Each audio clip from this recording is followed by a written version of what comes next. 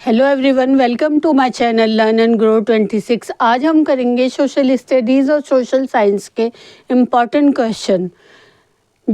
Important क्या होता है और आसान पेपर क्या होता है। जो हमारा पढ़ा हुआ है वो हमें आ जाए वो आसान होता है, और जो हमें नहीं आए वो मुश्किल हो जाता है। तो हमें क्या कोशिश करनी चाहिए, हमारे पास सीटेट के लिए सिर्फ 1 वीक है कि हमें ज़्यादा से ज़्यादा पढ़ना चाहिए। जो हाउस वाइफ है वो काम कर रही हैं, वो काम भी कर रही हैं, वो अपना मोबाइल ऑन कर कर और जो ये अभी मैं क्वेश्चन कराऊंगी वो रख देंगी। अगर जैसे यूनिनॉक्स है, बग्यूल्स है और चीनुक्स है, ऐसे वर्ड अगर उनके कान में पड़ेंगे कि ये क्या होता है तो उन्हें याद रहेगा कि हाँ हमने ये सुना था, ये होता है। तो इसलिए जो भी अपना कुछ भी काम कर रहे हैं अब 1 वीक के लिए अपना हमेशा अगर काम भी कर रहे हैं तो मोबाइल ऑन रखें और उसमें क्वेश्चन आंसर जो भी आपका इम्पोर्टेंट सब्जेक्ट है उसके ऑन करें और सुनते रहें। बस 1 वीक में सिर्फ पढ़ाई पढ़ाई पढ़ाई और कुछ नहीं करना है।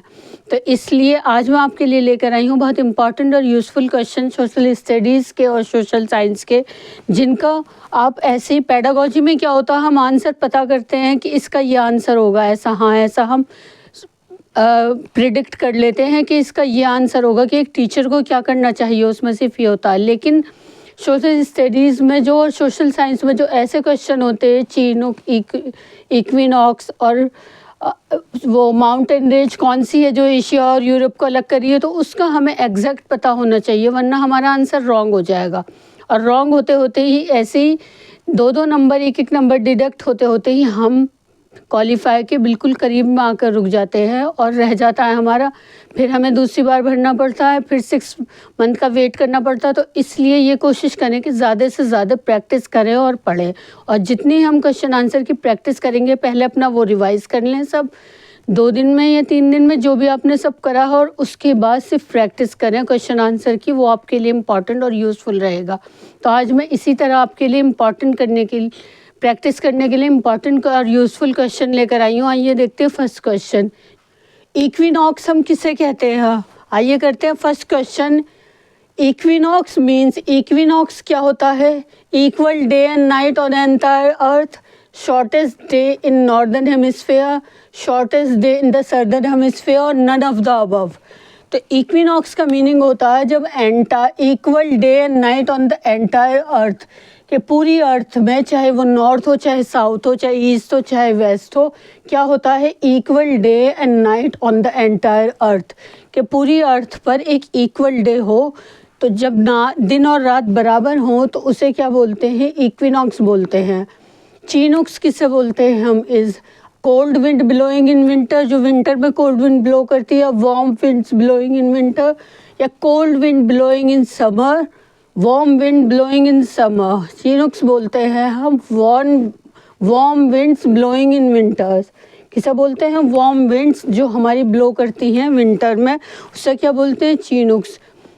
विच among the following mountain range separates Asia and Europe, जो यूरोप और एशिया को डिवाइड करती है माउंटेन रेंज, उसे हम क्या बोलते हैं? एंडीज बोलते हैं,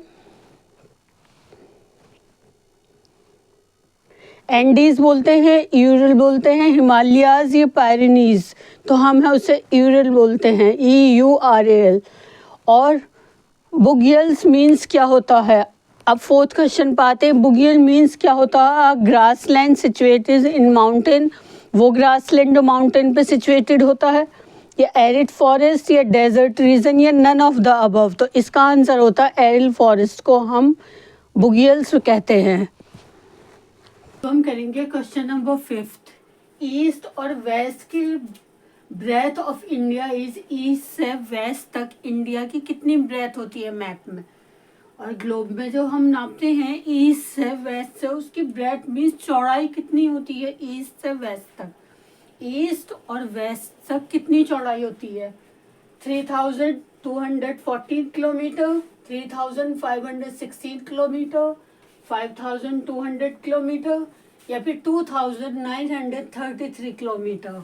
इसका आंसर होगा 2933 किलोमीटर।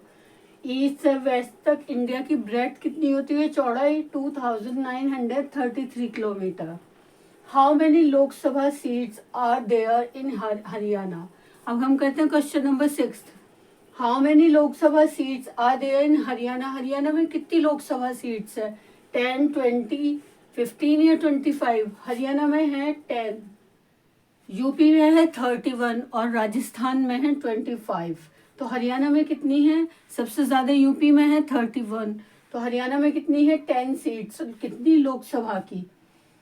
अब करते हैं question number 7। The maximum limits of expenditure allowed by the election commission in India to content question number 7।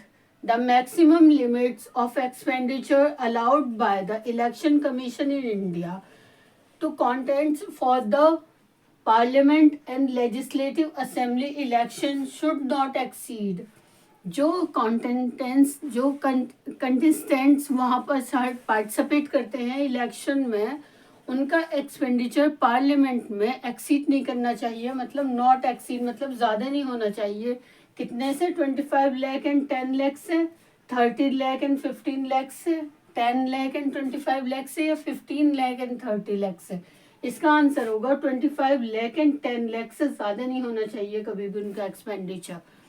जो पार्टिसिपेट करते हैं इलेक्शन में, जो भी वो नॉमिनीज उठते हैं सब, उनका कितना, जो फॉर्म भरते हैं नॉमिनीज का, उनका कितना एक्सपेंडिचर आना चाहिए पार्लियामेंट में, उससे ज़्यादा एक्सपीड नहीं करना चाहिए।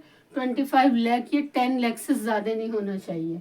द ऑथर ऑफ नो ए सिपिया, जो नो सिपिया वो किसने लिखी है? अमीर खुसरो ने, मलिक मोहम्मद जैसी ने, कि दारा सिखों ने, या शेख निजामुद्दीन औलिया ने? तो किसने लिखी है ये? अमीर खुसरो ने। नो ए सिपिया किसने लिखी है? अमीर खुसरो ने।